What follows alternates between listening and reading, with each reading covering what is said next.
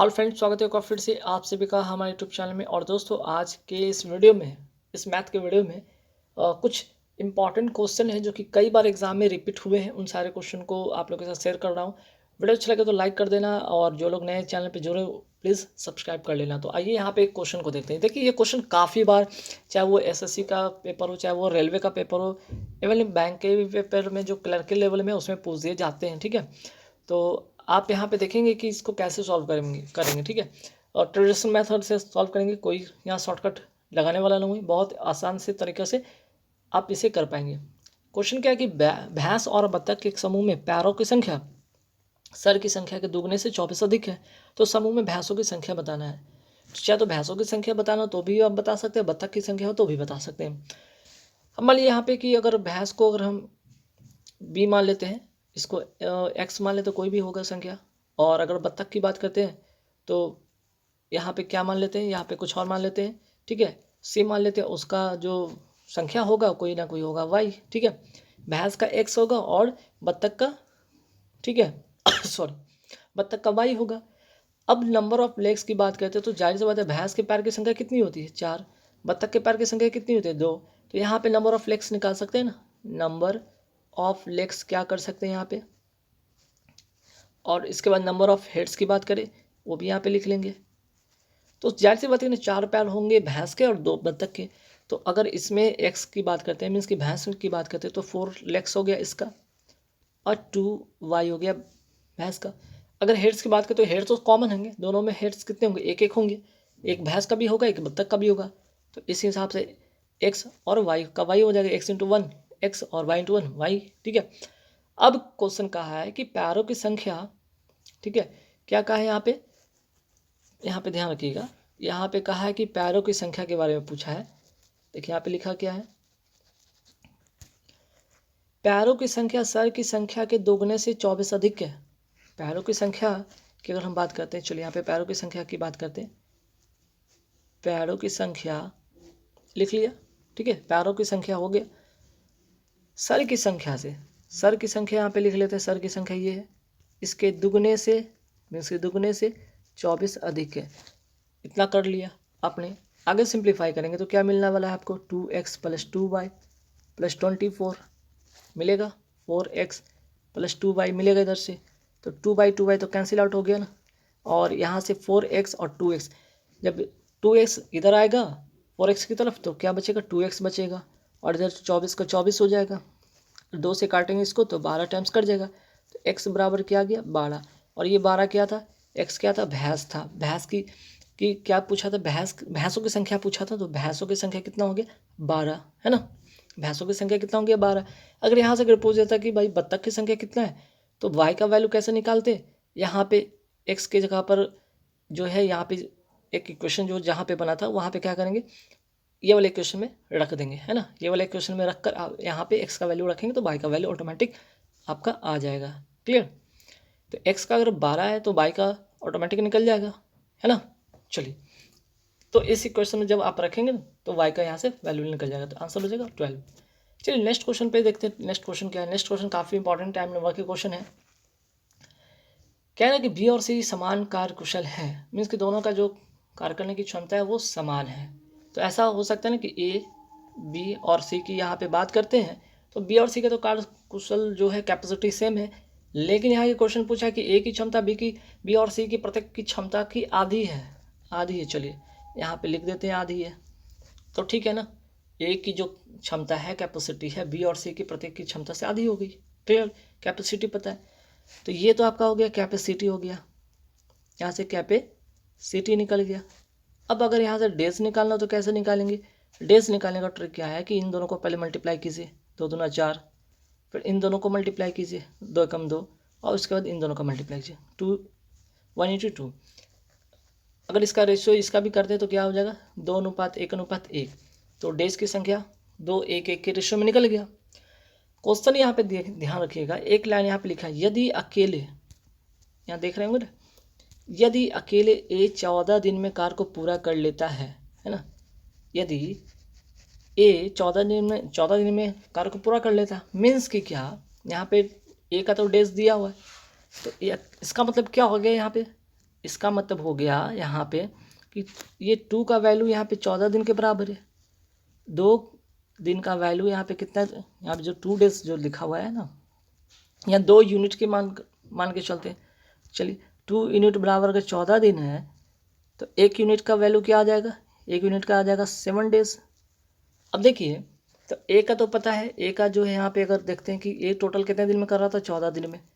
B कितना दिन में करेगा, अगर 1 यूनिट बराबर 7 दिन तो यहाँ पे 1 यूनिट बराबर क्या हो जाएगा 7 दिन, इसका भी 1 यूनिट बराबर 7 दिन, मीन्स कि बी 7 दिन करेगा, सी भी 7 दिन करेगा। क्लियर। अब यहाँ से टोटल अगर इसका वर्क निकालेंगे तो कितना हो जाएगा, टोटल वर्क 14। फिर से कैपेसिटी की बात करेंगे तो क्या हो जाएगा, 1 2 और 2, यही तो था ना। ठीक है, कैपेसिटी तो मेरा यही निकला था ना, देख रहे हैं ना, कैपेसिटी यही था ना, 1 2 2 के रेशियो में आ गया। अब यहाँ से चीज़ें इंपॉर्टेंट था, ए और बी एक कार्य शुरू करते हैं और 3 दिन के बाद सी से जुड़ते हैं। तो ए बी तो ये दो लोग हैं, 3 दिन तक काम किए होंगे। तो ये 3 लोग जो थे 1+2 वाले बंदे थे, ए प्लस बी, यहाँ पे मैं लिख देता हूँ ताकि चीज़ें सब, 1+2 बराबर 3, और ये 3 दिन काम कर लिए, टोटल 9 काम हो गया। बचा कितना काम, इसमें से 9 काम घटा लेंगे, बचेगा 5 काम, 5 काम बच गया ना। अब कहा क्या क्वेश्चन, सुनिएगा, 3 दिन के बाद सी भी जुड़ जाता है। अब अकेला ये तीनों मिलकर करेगा, तो जो बच गया था काम कौन लोग मिलकर करेगा, ये तीनों मिलकर करेंगे। 2 2 4 1 5, 5 से डिवाइड करेंगे तो 1, तो कितना दिन लगेगा भाई, तो कार्य को पूरा होने में 1 दिन का समय लगेगा। ठीक है, बात समझ में आया, 1 डे का समय लगेगा। चलिए नेक्स्ट क्वेश्चन पे आते हैं। नेक्स्ट क्वेश्चन है, इस तरह का क्वेश्चन कई बार एग्जाम में रेलवे का एसएससी का क्वेश्चन पूछा गया है, बार टाइप का रहेगा। तो इसको कैसे सिंप्लीफाई करेंगे, 5 है, जिस पे बार लगा उसको लिखिए, और डेसिमल के बाद 2 अंक तक है तो 2 9 लिखेंगे यहाँ पे। उसी तरह 3 है, 21 को ऊपर लिखेंगे, डेसिमल के बाद 2 डिजिट है तो 2 9 लिख देंगे इसमें भी। उसी तरह यहाँ पे भी करेंगे, 31/99। अब इसको जोड़ने का कितना आसान तरीका मैं बताऊंगा, आप लोग पूरा क्या करेंगे, इसको मल्टीप्लाई करेंगे फिर इसको ऐड करेंगे, ऐसे नहीं, ऐसे नहीं, ये डिजिट और ये डिजिट ऐड कर लें, 5 3 8 4 12 तो हो गया। अब 12 जो 99 है, फिर 21 99 जो है उसको एज इट इज, आप क्योंकि बेस सबका सेम है तो बेस सेम होगा तो क्या होगा, 12 पूर्णांक 99 तो रहेगा। जब इन दोनों को जोड़ेंगे तो कितना हो जाएगा, 64 इज योर आंसर, खत्म है ना। चलिए देखिए ये क्वेश्चन है आपका जो है सी और एस आई से रिलेटेड क्वेश्चन है, काफ़ी इंपॉर्टेंट क्वेश्चन बन जाता है। इसको कैसे सॉल्व करेंगे समझिएगा बात। पहले तो यहाँ पे साधारण ब्याज लिखा है, फिर उसके बाद चक्रवृद्धि ब्याज निकाला है। तो साधारण ब्याज से कहा है कि यहाँ पे साधारण ब्याज है तो हमको तो पहले पी चाहिए, कुछ राशि निवेश किया तो पी तो पता नहीं, पी निकाल लेंगे पहले। देखिए पी कैसे निकलेगा, तो मुझे तो पता है कि जो सी आई है, एस आई जो दिया हुआ ये है, एस आई बराबर होता है पी तो है नहीं, रेट 6 है, ठीक है, P into R into T by 100। जब आप इसको सिंप्लीफाई करते हो तो पी यहाँ से क्या मिलकर आता है, ठीक है, जब यहाँ पे आप सिंप्लीफाई करेंगे तो आपका पी क्या मिलकर आएगा, ठीक है, यहाँ पे पी मिलकर आएगा आपको 4850, क्या आ जाएगा 4850, ठीक है, पी तो आपको पता चल गया 4850 से। अब जरा समझिएगा, अब सी आई कैसे निकालते हैं, तो कह रहे हैं समान धनराशि पर जो वार्षिक ब्याज है, रेट तो सेम होगा, टाइम 2 वर्ष होगा, तो रेट कितना है 6%। 6% को कैसे लिख सकते हैं, 6/100, मीन्स कि 2 3 6 2 50 100। इसको इस तरह से लिख सकते हैं कि 50 से 53 हो गया 1 साल में, फिर से 50 से 53 हो गया 2 साल में। सीआई निकालने के लिए मैं तरीका सिखा रहा हूँ। ये हो जाएगा 2500 और ये हो जाएगा कितना आपको 2809। इन दोनों का अगर सीआई का डिफरेंस देखते हैं तो सीआई का डिफरेंस जो आया है यहाँ पे 309 आया है, ठीक है, सीआई का डिफरेंस कितना आया 309। मैं फिर से लिख दिया, दोनों का सीआई कितना आया है, सीआई का जो डिफरेंस है 309। अब यहाँ से बात समझिएगा, इसकी वैल्यू इसके इक्वल टू है ना, 2500 बराबर 2850 है, तो 309 का क्या वैल्यू आएगा जब आप ऐसे करेंगे यहाँ पे।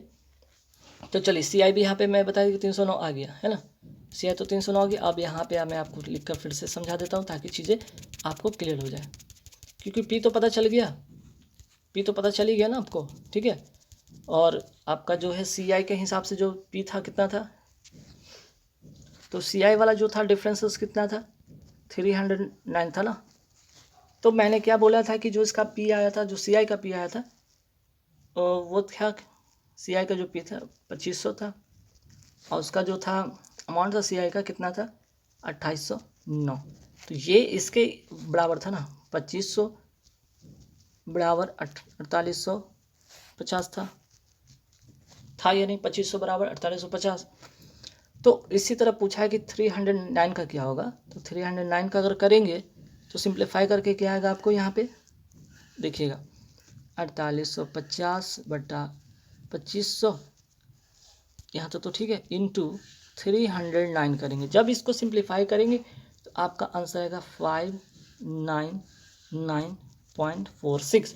आप करके देख लेंगे, ठीक है। ये तो सी आई वाला मेथड था, यहाँ पे एस आई वाला मेथड का यूज़ किए थे, ठीक है। तो जब इतना आ जाएगा तो करेक्ट आपका आंसर यहाँ से आ जाएगा। ब्याज जो होगा आपका 599.46 आंसर होगा, ठीक है। चलिए नेक्स्ट क्वेश्चन पे आते हैं।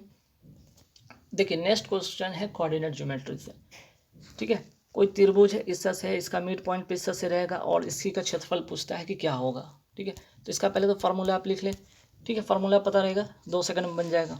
फार्मूला क्या होता है भाई, देखिए क्षेत्रफल का इसका फार्मूला ये होता है कि हाफ होता है, ठीक है, हाफ होता है x1, उसके बाद y2 माइनस y1। इतना मैं बता दूंगा तो आप लोग खुद ही कर लेंगे, y2 माइनस y3, छोड़ो मैं फिर से लिख देता हूँ, y2 minus y3 plus x2 बराबर होगा y3, फिर y1 होगा, फिर प्लस x3, उसके बाद जो होगा आपका y1 माइनस y2, ठीक है। ये फार्मूला है। हाफ अंडर ब्रैकेट जो होगा x1 into y2 minus y3 plus x2 y3 minus y1 plus x3 y1 minus y2।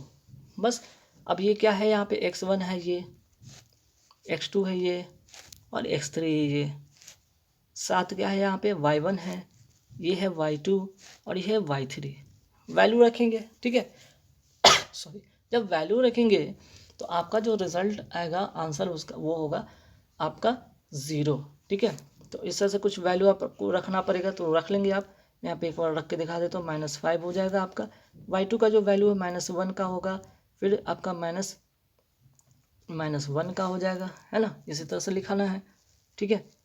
उसके बाद आगे बढ़ते हैं तो फिर से 4 होगा, उसके बाद क्या होगा -1 -7, फिर प्लस होगा 4, फिर उसके बाद 7 माइनस का -1, ठीक है। जब सारे सिंप्लीफाई करेंगे तो पूरे जब कट के आएगा तो आंसर बचेगा 0।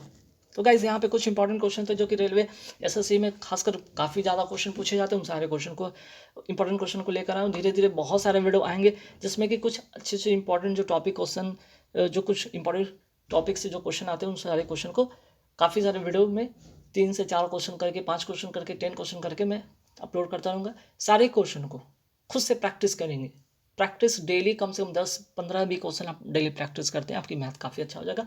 और मैथ में कभी भी आप फेल नहीं होंगे, कभी भी कट ऑफ ऐसा नहीं होगा आपका क्लियर नहीं होगा, हमेशा कट ऑफ क्लियर होगा, आप हमेशा इसमें क्वालिफाई करेंगे। गाइस नेक्स्ट वीडियो लेकर आऊँगा जल्दी इससे से रिलेटेड, फिर से कुछ नए question. Thank you very much.